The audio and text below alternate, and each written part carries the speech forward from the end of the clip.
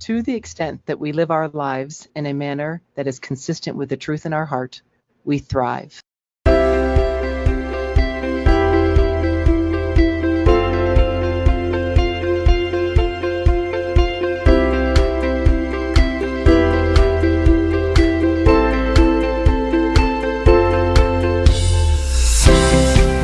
Welcome to the Meyer Clinics podcast, and you just heard a quote from one of your hosts, Dr. Lisa Day. Join our licensed clinical professionals from various backgrounds as they discuss fascinating mental health topics with a wide range of guests. Meyer Clinics is a Christian counseling organization with multiple clinics nationwide dedicated to treating the whole person, emotionally, physically, and spiritually. Welcome to our listening family. We thank you for joining us.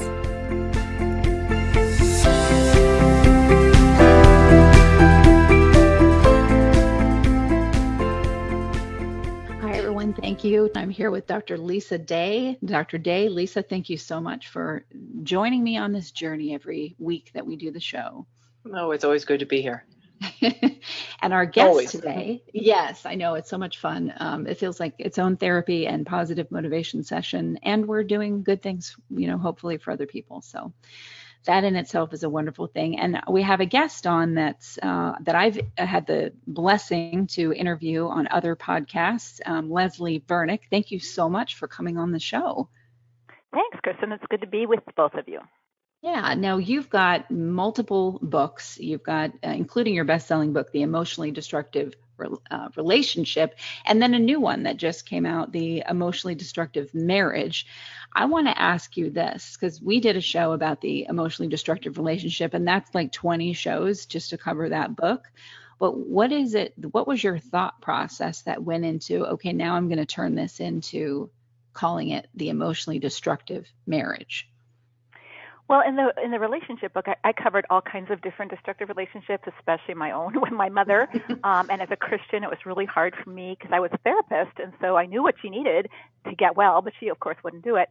And the fallout on me and just the stuff that I was going through from our background and the way that she had abused me, I had some issues that I needed to work through therapeutically, but perhaps more struggling for me with my faith. Like, how do you honor your mother when she's been abusive and cruel? And how do you let her into your life? Do you not let her into your life? Are there boundaries? I mean, before all that Boundaries book was written, I was struggling biblically. How do I think about that? So that's where that book came out of.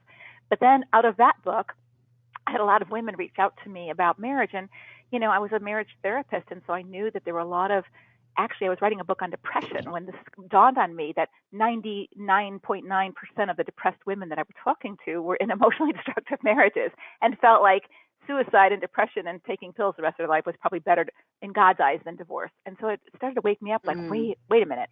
What does God say about an emotionally destructive marriage in more depth? I covered it a bit in the book, but I wanted to give Christian women specifically, because they're the ones who are told, suffer for Jesus, just submit, try harder. I don't think Christian men might get the same advice in a destructive marriage from a pastor or a Christian counselor as a Christian woman does. And so I wrote that for her so she could really understand what the Bible says about abuse and what to do about it.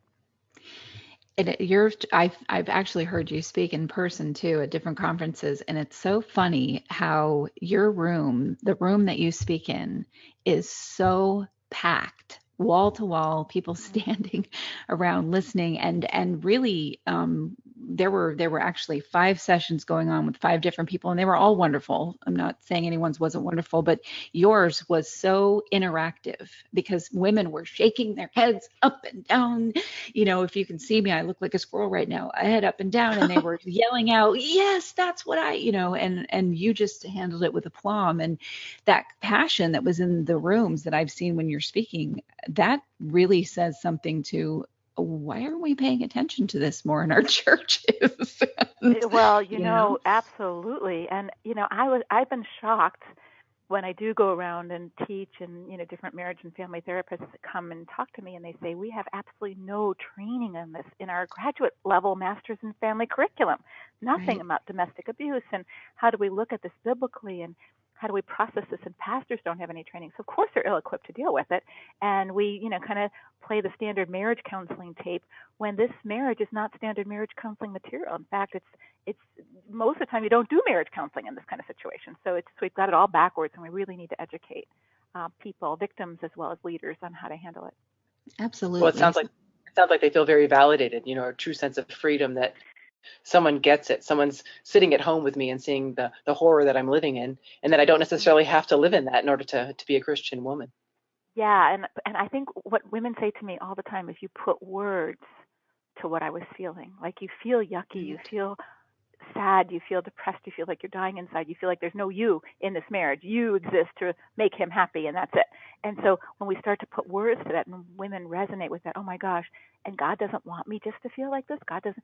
And so it becomes freeing to say, wow, what now do I do with this? Yeah. And what about backlash? And I'm sorry, Dr. Day, you go ahead, and then we'll talk about. No. Well, no, what I was thinking when you were saying that, Leslie, is that, so many times in the Bible, in fact, I think it's used more than any other word. We think of truth. We're taught to be based in truth. And yet so oftentimes women are taught to disregard their truth and to put on a happy smile, don't let their dirty laundry be seen, and to continue to move forward despite the truth in their heart that they're horribly unhappy, horribly abused, and things at home are crazy and chaotic. And, it's interesting, in reading your book and also, bringing that in with scripture, is that what I really see that you bring in the book is to return back to your truth. What is my simple truth? And how can I communicate that in love, or as I say in my work, under the umbrella of grace, and allow through that simple truth, we're taught that the truth shall set us free, that we can then implement so many of the skills that you spell out. It's very powerful. Yeah, one of the first steps, of course, I'm committed to truth, no more pretending. And so I think that Christian women have been kind of told that it's their duty to smile and build. I had an argument with a pastor once who was telling a woman in his blog who was being abused, just smile and tell him he's the best husband ever and build him up and blah, blah, blah. And so I emailed him. I said, so you're asking her to lie and pretend? Right. Is that good for her? And is that good for him?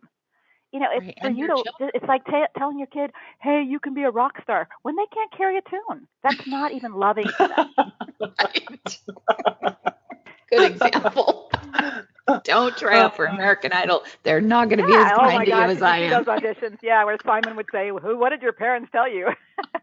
Well, but what they're saying, though, is that the foundation of those relationships is based in a lie. It's based in anything but truth. And we know, for a healthy relationship, the foundation is that combination of trust and respect. And so you're telling these, or the message that these women are getting, is to disregard your truth. Don't worry about the fact that you don't trust, and don't worry about the fact that you don't respect, but put on that happy smile, dress pretty, show up, and continue on. And it's obviously, we see both in our clinical practice and with the high rates of depression and substance use abuse and numbing and distracting, that's not working. It's definitely not working. Yeah.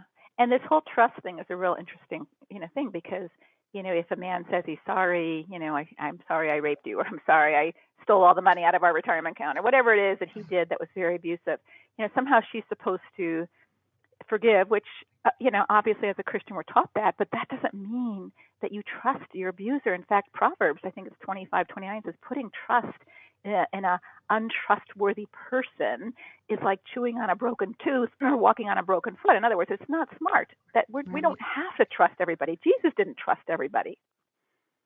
Well, and I like to say that when someone says to you, "You can trust me," I tell my folks, I say, "Run, don't walk to the nearest exit," because that is something that's demonstrated through a consistent behavior, correct? And if I'm spending all your money, or I'm breaking your nose, and you say, "Sweetheart, please trust me, we're going to grow, please forgive me, let's move forward," that really is putting your head in the sand, and there's no room for growth. And I think that sometimes too, it's real easy to put the man in the role of just being this vicious, malicious, evil being. But, one thing that we forget is that it's only through our truth that we can confront that sin and then invite him, into that healing path, that this is not okay. And I can't say this is okay. And sadly, it has fractured my trust, or sadly, it has fractured my respect. I desire those things, and I invite you on that path. And I think that when we lie, we just perpetuate the pathology, or the problems, the chaos, the drama. I love what you say there, Lisa, because if our role as a Christian wife, traditionally, is to be our husband's helpmate, then what helps him the best? Is what are his, so I work with women on this. I say, so what does he need? Does he need you to prop him up and continue with the delusion that he's doing great? Or does he need you to speak the truth? Maybe you're the only one who will speak the truth, so that he can hopefully begin to wake up. And a really funny metaphor I use with him, and sometimes when I work with the guy, is if your wife told you your fly was down, would you be mad at her or would you be grateful?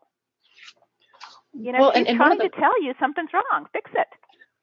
Fix it. And one of the things I love that you point out in your book, Leslie, is you talk about compassion, to deliver that truth with compassion. And I think so often when we women are on the receiving end of provoking or accusatory or you never, you always, or if you would, it's very easy for us to get pulled into that tug of war and get, off base with our truth. And I think, absolutely, you do a beautiful job of saying when we have that support group to support us in our truth, and when we can come with compassion, to our mate and say, my painful reality is this is not working for me. My desire is for connection and attachment, and not get pulled into that tug of war. Only then can the Lord work and can we find healing. But I love how you point out, having that support group, coming toward that conflict, with a compassionate yet truthful heart under, as I say, the umbrella of grace, but you say, flooded with love. Therein lies the path of healing for the whole marriage. And this requires a woman, and here's where I think we have a unique message to offer over the secular counselors that a woman might go to, is a secular counselors typically, it's about, yes, you're a victim. Yes, you've been wronged. You have every right to be angry. Don't take it anymore. And it's about empowering her through her anger. And we know that anger is appropriate. We're not saying that that's not true, but you actually become more empowered when you do your inner work to be strong in love. There's the power of love, or the love of power, all right? And one kingdom is God's and the other kingdom is the world. And when we use power over, whether they're using it toward us or we're using it toward them, it isn't God's way. And so really teaching a woman, hey, it's not about changing your marriage right now. It's about equipping you to do your work so that you can be the best spokesman in this marriage about the wrong that's being done, and do it in a way that has the best potential to wake him up, and not put that burden on her, because even Jesus, who had the best potential of waking anybody up, didn't wake Judas up, and he didn't wake the Pharisees up. So we can't be miracle workers here, but we can do it in a way that we don't have regrets, and teaching a woman how to do that is so important. Well, and sometimes the shame that is associated with the abuse that is going on at home is intoxicated. I recall working with a family. Well, actually, I worked with a woman, and she came to me, and they were, prominent in the church, and they had 3 children, and he was an elder and very much involved in the church. Yet at home, a discipline that he would use with his children is he would put them over their lap and spank them, with a paddle. And sadly, horribly, he would do the same thing to his wife in front of the children. So here the children are being exposed to this bizarre and barbaric behavior of mom being spanked, for not having dinner ready on time or for the laundry not being done. And the same thing happening with the children who are well beyond the age of when I believe it's appropriate to use spanking. And yet the shame that they carried with this odd behavior at home. Meanwhile, mom comes to me and, as you say, presented with depression, addicted to Xanax, and really having no way out, having no voice. And it can take years to support that voice, but then facing the shame and being able to come before the church or their support group and go, this is what's going on in my home, and this is what I participate in, feeling that they have no power, as you speak. And so, that truth, the work that can be done to free them and heal the whole family really is phenomenal. So here's where spiritual abuse comes in, because, we have passive people, individuals who may let themselves be mistreated. And a guy could be that way too, a guy who lets himself be mistreated by a woman. But where the spiritual abuse comes in on the female side is where a woman sort of sees that as her spiritual duty to suffer and sacrifice to let someone abuse her in order to keep the marriage intact, to give the children a intact family, when in fact they're actually repeating and going to repeat the sins of the father down to the next generation. And so really helping that mindset for Christian leaders as well as Christian women not see that it's not only not in her best interest to do that, it's not in his best interest, it's not in their marriage best interest for her to function like a child or a slave. Well, or to not in the same breath say, smack me in the face, praise Jesus. It's like, it just doesn't go together. It's not a thing. Yeah.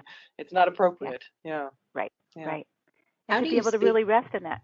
How do you speak to men that are, having issues in their marriage, and the one that is the primary abuser is the female in the relationship, and how, what do men hear when they go to their pastors and so on about how do I help heal this relationship? What kind of support do they have, as opposed to, what we've been talking about, which is the kind of, or lack of support often, that women have? Yeah, I think men find it really hard to go because somehow, I should be the man and this shouldn't be happening in my home, because if I were really the man and really the leader, I'd have my wife under control. So to be able to go and confess that my wife is abusing me physically, emotionally, financially, I think is probably very shameful for a man. At least that's what I've experienced when they've come. And also, these men are usually pretty dependent men emotionally on, I need her with a big old capital N in my life. And so therefore I don't have good boundaries and I don't have good self-care because, I don't want her to leave me, so I can't confront her. I can't put boundaries down. And this is a real, mental health issue where we have to help people understand that when you put someone else in the God position in your life, I need her like my breath, then you're more vulnerable to being abused by other people. Well, and the other thing that I see, and I think you pointed to it earlier, Leslie, is that when a woman presents to her pastor, or at least this has been in my experience, oftentimes the message is, what's wrong with you? What are you doing that's, contributing to this abuse or this pathology in the relationship? However, when I see that a man presents to the pastor, the response is, what's wrong with her? So I see a skewed, as you mentioned earlier, a skewed responsibility, and maybe not blame, but a skewed responsibility to the woman to maintain the stability or the mental health or the health, if you will, of the marriage, which gives a mixed message again, to the woman. And this is I just did a conference in North Carolina for pastors and counselors. I did a keynote at AACC on marriage and when you don't do marriage counseling. And one of the things I said is, you don't do marriage. So I gave 4 different reasons, but one is, you get this call crisis. My husband, I found him cheating on me, or he's, addicted to, narcotics or pornography, or, he's been abusive and we need to come in. And we attempt marriage counseling and exactly that happens. It's, well, why did you make him mad?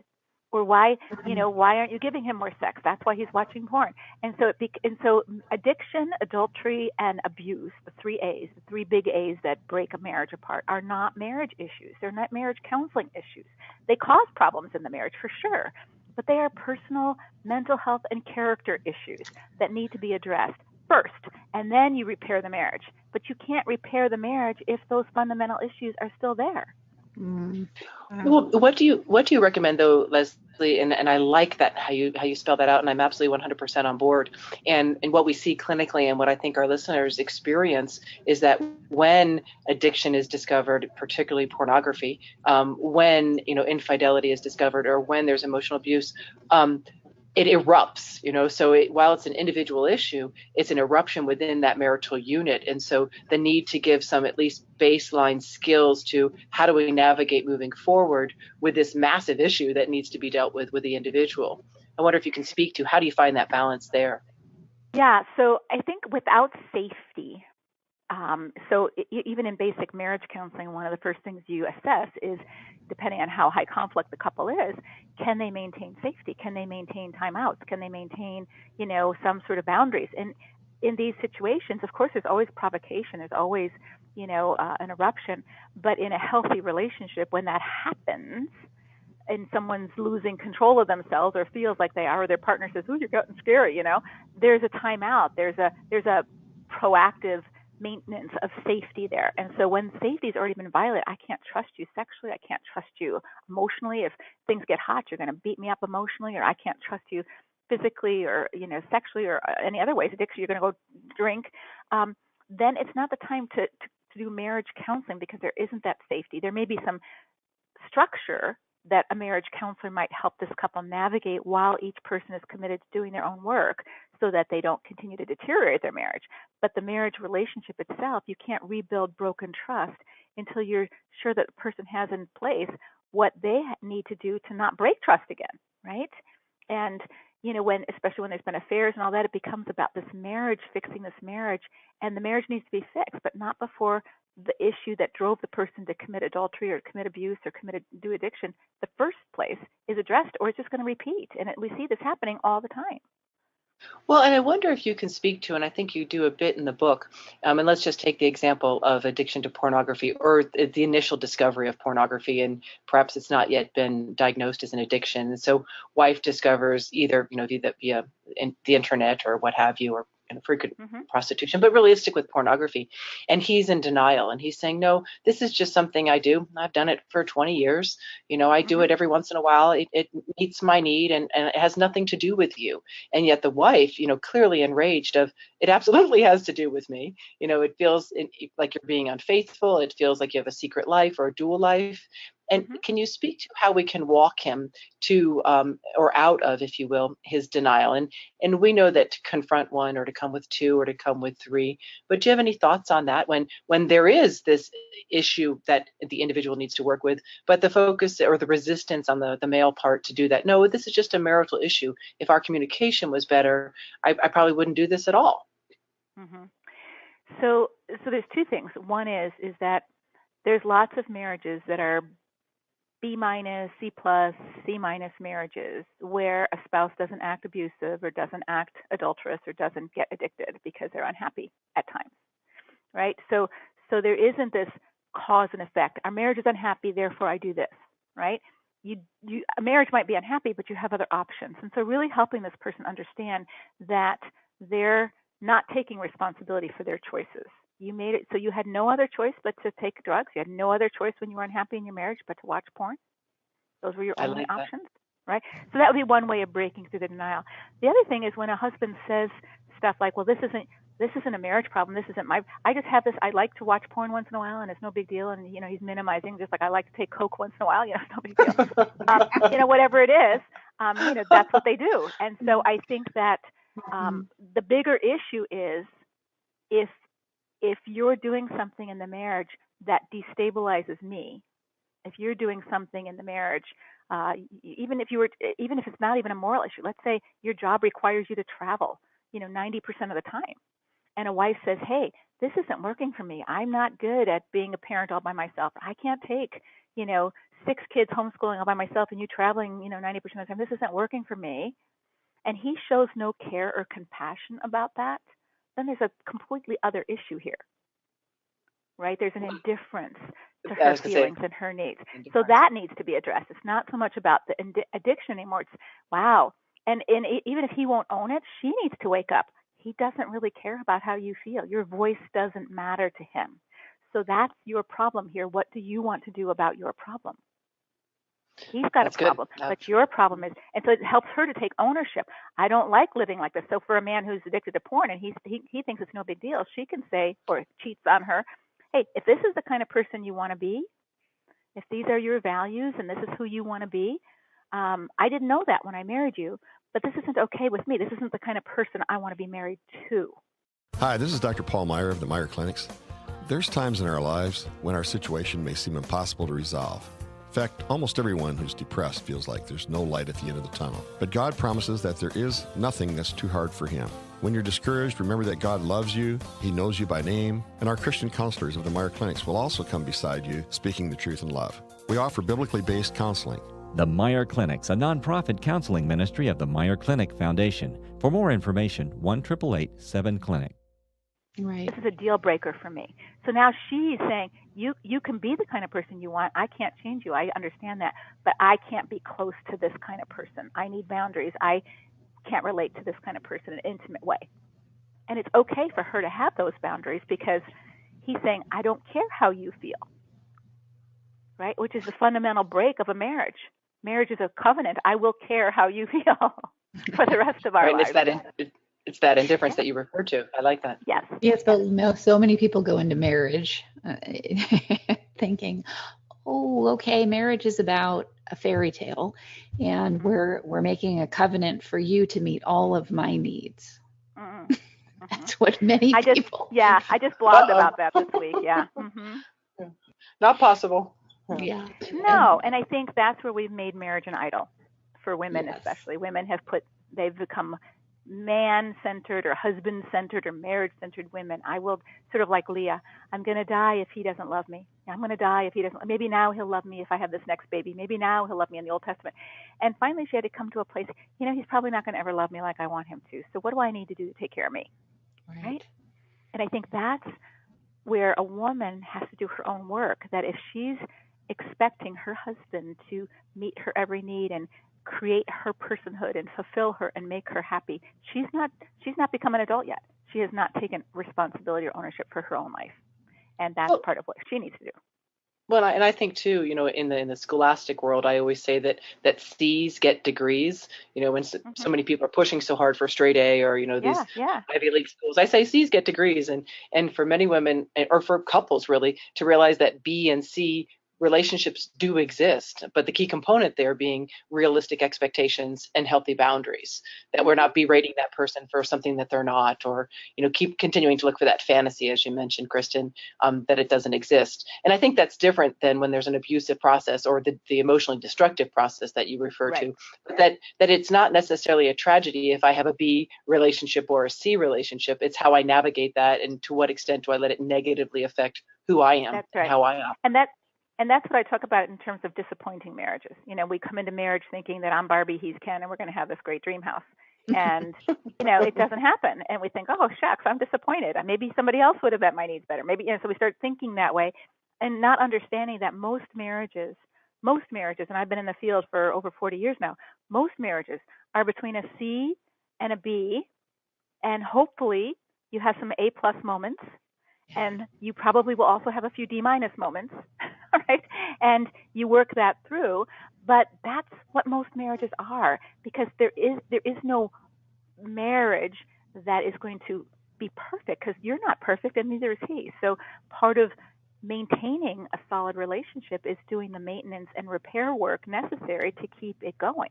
And where a destructive marriage could be a destructive incident, if you do something horrible in a marriage, like have an affair or even be abusive, if there's repentance and a willingness to change and ownership of this is my problem and I need to work on it, that marriage can survive that. Right. But it can't survive it again and again and again and again and again if you're not willing to work on it. Well, and I think that comes back to, what we're taught, with the concept of boundaries, of integrating the good and the bad, and then, through the use of boundaries of how can I focus on the good in this relationship and set it up for success there. And then, try to limit the impact of the bad, provided the bad isn't that they're snorting coke or, frequenting porn. But, how can I integrate in this B or C relationship that there are amazing parts and there are some not so amazing parts. But I teach that's in ourself and others and in the world, and so I like that you can have a disappointing marriage, but it doesn't necessarily mean that it's a destructive marriage. And yet there's still things that we can do through realistic expectations and healthy boundaries and setting each other up for success that can really keep it enjoyable and fruitful. Yeah. I was telling someone the other day that, one of the things I do in my marriage is I always pick out my own gifts, and therefore I'm always really happy with them. Perfect. Now, some women say, well, I want him to know me so well that he knows exactly what I would need. Well, I learned that gets disappointing, So if I can just pick out a few things that I want, Yeah. You say, honey, I want that wind trainer for my bike. It's not the most romantic thing, but it really is functional. Yeah. It's so funny because we put all these just unrealistic expectations on the institution of marriage. Then we put these expectations on other people.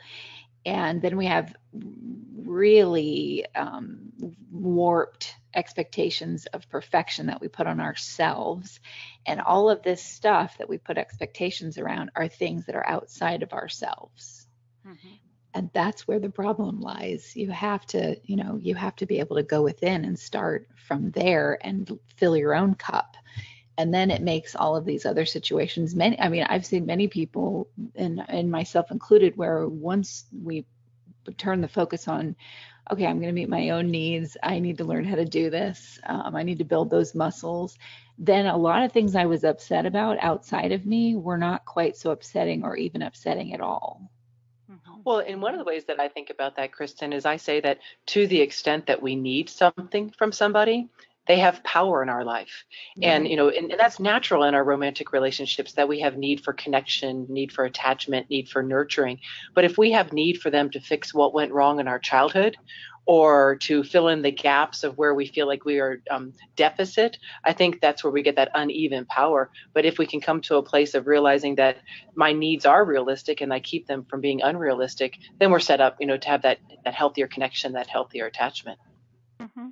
And I think, what I say to women is, if I need something from you, including nurturing, in order for me to be okay, you're too powerful in my life. They have too much power. Yes, because God says that he gives us everything we need for life and godliness. And so if I'm depending on you to give me something I need, you need to like me in order for me to be okay. You need to love me in order for me to be okay. You need to meet my needs in order for me to be okay. I'm way too dependent on that person, right? Yeah. Well, and it's burdensome to the other person. I mean, that's a burden that they can't carry. It's like wearing two backpacks up, a 10,000-foot peak. Yeah. It's imbalanced. Yeah, I just witnessed every partnership and marriage my mother has ever had, including when she tried to she did put me in the position of being her partner. So unhealthy. And after my stepfather passed, and that was it, she would sit down and say, my former husband would sit down when I would have to do the bills, and I would do this and I would do that, and he'd say, oh, there, oh, poor you, that you have to do this hard thing. And I look, and she was really complaining that I wasn't doing that enough for her. And I said, you know what? I cannot and will not do that. You're an adult. You can do the bills. You can sit there and handle your own emotions around it. And it's kind of fascinating when you put those boundaries up and you look at someone who is appropriate at 5, that they would have those expectations, but at 20 have those expectations, 30, 40, 50, 60, 70 still have those expectations. But oh my gosh, no, that is so unhealthy. And you have to make a choice as an adult in a marriage with someone like that, in a mother-daughter, father-daughter, whatever the dynamic is. One of you, in order to be healthy, has to say, no, that is, I'm not going to participate in that. And that comes back to just that concept of power that we were just talking about, that you have full power over what you will and will not do, yet we're completely powerless over mom. Mom, you might sit there and complain. I'm completely powerless over that, but I have great clarity of what I will and will not do. Not your laundry, not your bills, not find your next husband. Yeah. But here's where women get caught in this little piece. Again, it's that I should be a good daughter, which means make my mother happy. I should be a good wife, which means always doing what my husband wants. I don't think men live by all those shoulds that women do. No, and so when we don't do our work and think through whose values am I living by? Is it true that I think this is what's required to be a good enough daughter? Right. Do I have to sit with my mother and hold her hand, or do I have to submit to pornographic sex because that's what I should do? And if I don't, and I say no, and I don't need you to be happy with me saying no, I'm going to say no, and I'm happy with me because I said no, and they give you kickback, and you have this guilt trip because I should. That's where women have to start doing their work. Yes. Is that should really true? And the other fallout from that, I did a presentation last week on codependency, and I really took off from 1 Corinthians, and we dissected love is patient, love is kind, and the one we really looked at is, it's not nice to say that, or it's not kind to say that. And one of the things I emphasize, and this comes straight from Henry Cloud, is that the Greek derivative or the Greek interpretation of kind is useful. Follow me? So it's not kind to say that it's not fair to meet me that way or treat me that way, but really, is it useful? Is it useful to say that's okay when really it's incredibly destructive? I'm using that. I'm taking that word useful, and I'm going to say, when someone says it's not kind that you've done that, it's not nice that you've done that, I'm going to say, you're right. It isn't useful that I've done that. And they're going to look at me and go, but that's not what I mean. But I think there is a difference. I think there is a difference between the word nice and kind. Because nice is accommodating. kind, Oh, I can true. say no kindly. That's true. No, that won't work for me. No, I'm sorry, I can't do that for you. And I think we can say no very kindly. We don't have to say no contemptuously or belligerently or, in a bullying kind of way. We can say no, I can't do this for you.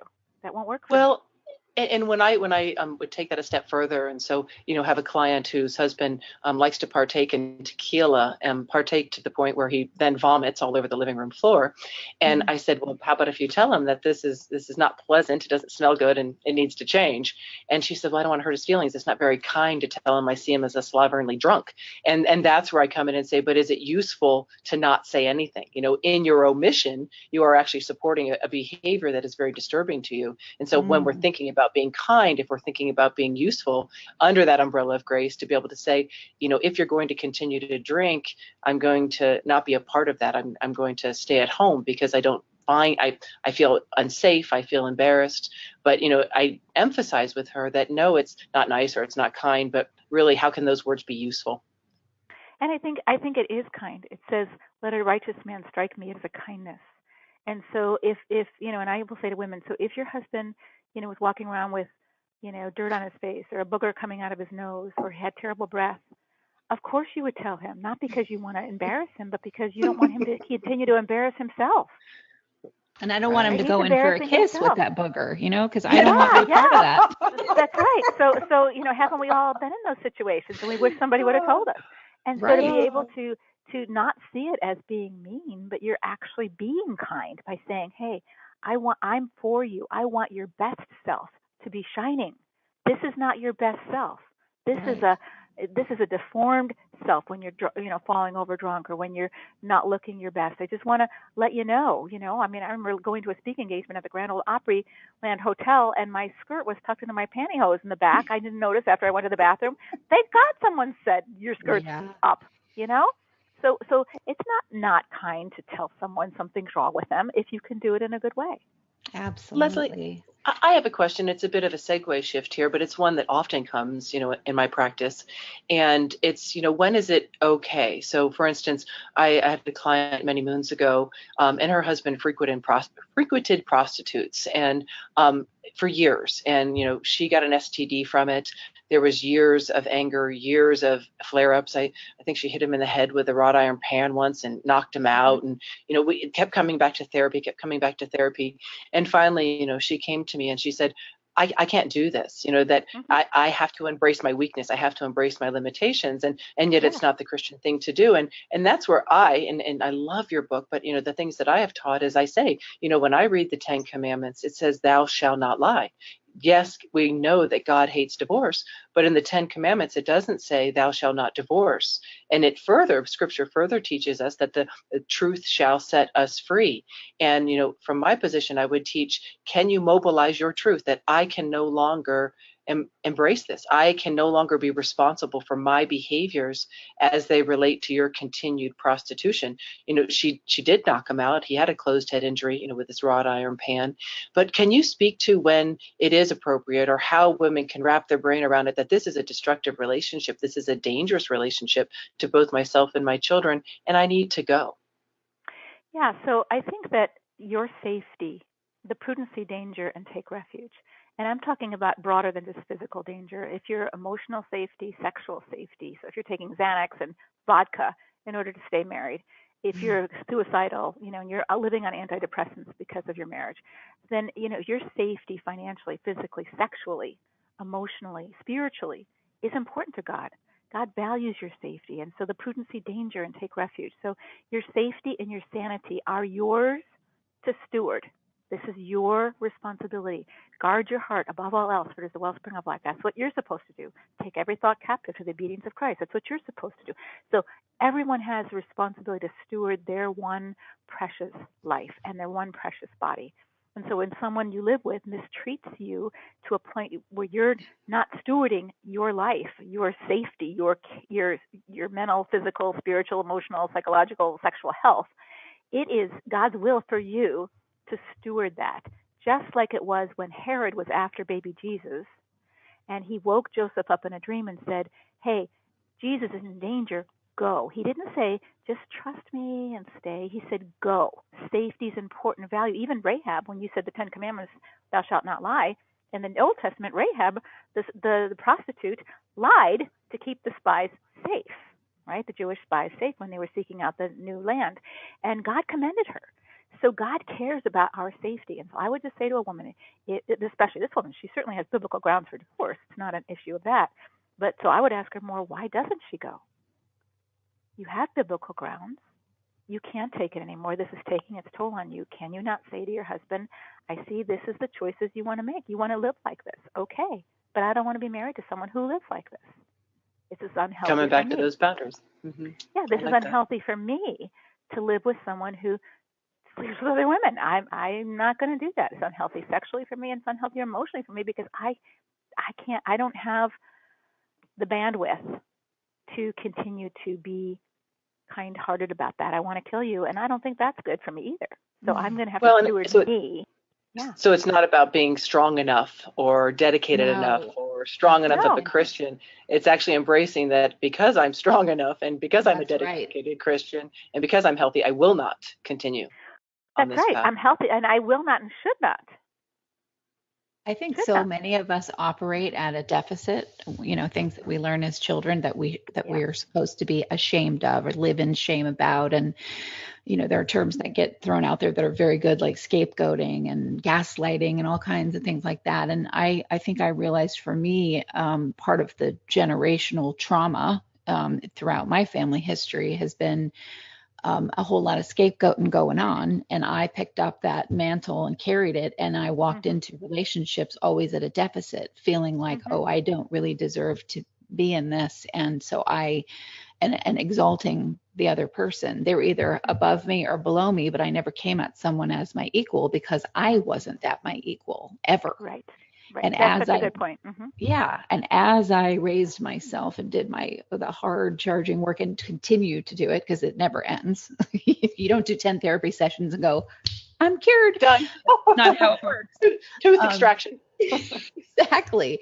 But as you sort of level up that place where, I don't need to live as if I'm operating from this deficit, you begin to watch how the relationships in your life either morph into that healthy space where you don't have to be at a deficit. In fact, you're expected and empowered to operate at a much higher place.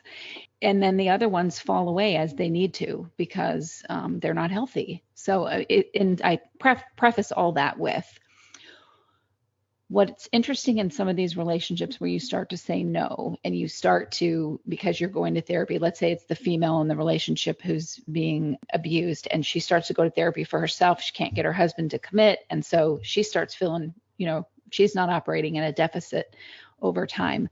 But the punishment that is eked out from the spouse because he wants her to get back to that deficit because that's where the relationship is manageable and controllable for him. Yeah, sure. Well, that control compliant dynamic that is evident in the abusive relationships. Sure. Well, and I think what you're talking about, Kristen, which I think Leslie does a beautiful job of spelling out, is that healing really in a marriage is going to start with your own self-awareness. Yes. What am I coming into this with? Where do I break down? Where do I actually, and none of us like to admit this part, but where am I actually provoking? Am I giving the detached, shut down, screw you, I'm out of here attitude, and then they come at us further? What is my part? Not that I'm responsible for, but what is my part? That self-awareness is huge. And I think even our passivity. So a lot of times when I teach a woman how to speak up, I'll say, if you can own your problem instead of talking about his problem, right? So my problem is, hey, I need to talk to you about my problem. Most people say, oh, like what? Because as long as you're talking about your problem, I'm not threatened. And so my problem is I've just become aware in myself that I've been so passive our whole life. I feel like I've been a little girl with you, and I don't want to be that way anymore. And so I've decided that I'm going to start making my own decisions. I know you think that, you've made really good decisions in our marriage, and you probably have, but I think as an adult woman, I need to start making my own decisions. And so from now on, blah, blah, blah, blah, blah. So now she's putting the gauntlet down.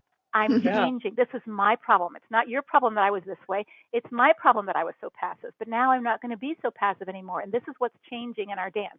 You can do that with your mother. You can do it with what other relationship you're stuck with. And as you now start changing, but you have to be ready to change your dance steps then. They can't dance the same dance with you as long as you're not participating the same way you were. That's right. And you That's can right. continue to remember, I told you I was changing my dance step. I'm not going to be passive. I have a voice now. I'm going to tell you what I want. No, I'm not going to do that. And now they understand that if you want a relationship with me, you've got to change your dance steps too. Well, instead of you're my problem, I'm my problem. Yes. This is my problem, and I'm changing my problem as I've allowed this to continue. Yeah. It's my problem, and I'll talk about it if I want to, and make that a song. You know what I'm saying? Yeah. Mm-hmm. Yeah. And I have full control over it. And to acknowledge that is so freeing when we can take ownership of, oh, this is my part. But the beautiful thing is I can change it. I have influence over it. Even with a person that you know, like with my mother, she was so abusive, and I kept thinking, well, her problem is she's abusive. Her problem is she's alcoholic. Her problem is she won't get mental health treatment. Her problem is she's, mean to me. But my problem was I was angry, bitter, and I kept, reacting to her in a negative way that it made me feel bad. So now I have problems to work on. I can work on my anger. I can work on my unforgiveness. I can work on my bitter spirit. I can work on my need for her to say she's sorry. No, I don't need you to say you're sorry anymore in order for me to be okay. That was so freeing. Like, wow. It is. And it's so freeing too to be like, I don't need this person to get well. I don't need this person to go to therapy. I don't need you to be my mother in order for me to be okay. That's right. As I started working on my problem, then I got healthy enough that when I had the opportunity to interact with her when she was dying, I could be from a healthy place. And we actually had some really great conversations because I wasn't continually reacting to her bad stuff. Right. When you go, woohoo, I got my problems, because we can influence. Instead of I'm stuck in this marriage, you can go in dancing. I've got a lot of problems to address here, and I'm on it. And I think in therapy, we spend a lot of time letting them talk about their problem with another person, but not really owning what their problem is. Yes. Right. And so for therapists who may be listening, to really being able to say, okay, so your husband's angry, and he, kicks the cat, and he breaks your things. So what's your problem with that? I don't like living like that. Okay, what are you going to do about your problem? Right. You can't change his problem, but you have a problem. You're scared. So, listeners, hear that, because we absolutely, so many people use the therapy chair to go in and complain about everyone else, and and then we'll switch therapists. I know therapists that are friends of mine, or former therapists that are friends of mine, who are the one that everyone goes to get advice from. And they, but they have their own issues, obviously. And every time they go to a therapist, it's always to talk about these other people that keep putting all their problems on them, and how everybody else wants all this advice. And then the minute the therapist says to the therapist, well, let's talk about you and your problems, they switch therapists. You're my problem now. Exactly. You're my problem now. And I'm going to talk about you and your awful therapy with the next therapist I work with. My husband's paying you under the table. I can tell. Well, and you often have that in marriage therapy. When he comes, he's not there to work on his problem. He's there to work on your problem. Yeah. Right. He wants you to fix her problem. She's not listening to me. She's not submitting to me. She doesn't respect me. So I think it's really helpful for the therapist to say, and so what would you like to change in order to make this better for her? And he looks at you like a deer in the headlights. He's not there to work on himself. So that's a really important question. Well, and Leslie, I know we probably need to wind down, but I just want to say I like how you point out those three questions, to pose to your spouse. Are you happy? Are you the husband and father, that you desire to be? And then, what do you see as our main goal or the biggest challenge that we have in our relationship? And, just even in reading your book and putting that out, it really is, it's the deer in the headlight. It's like, well, what do you mean? What do I want to be? And what do you mean? Am I happy in the role that I'm bringing to this relationship? And it's powerful, and it really does put that person in a position to have to take ownership of looking at what's wrong. But notoriously in an abusive relationship, it's she. She'd get her act together if she wouldn't, provoke me, if she wouldn't let me down, if she were sharper, more organized, more together, more loving, more sexual, not gain weight. But what do you desire? Are you the husband that you want to be? I love that question that you pointed out. Yeah, and I think that for the husband who was sleeping with prostitutes, to be able to say, is this the best version of yourself you want to be? Right. If not, what do you want to do about that? And if so, then okay, there I know. I've got my answer. This isn't the person I want to live with. Right.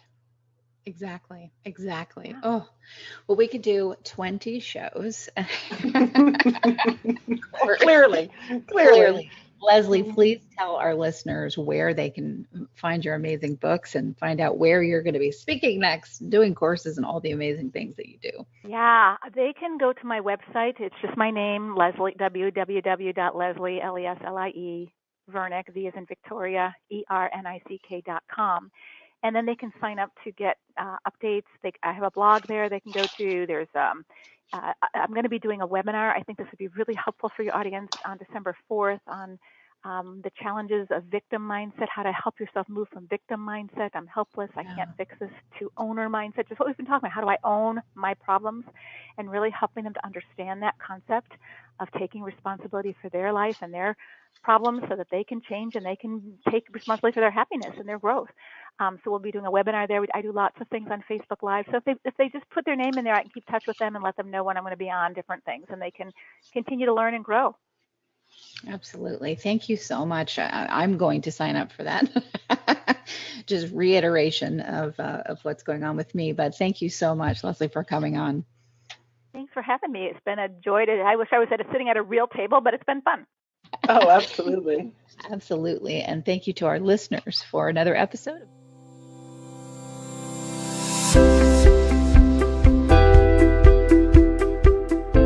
We hope you enjoyed this podcast. Tune in next time for another engaging discussion on relevant mental health topics. If you have any questions about Meyer Clinics, please visit our website at meyerclinics.com. That's MEIER clinics.com, or call us at 888-7-CLINIC. Don't forget to leave us a review on iTunes, Stitcher, or any of your favorite podcast apps. And please note that we are a member of and produced by Mental Health News Radio Network, MHNRnetwork.com.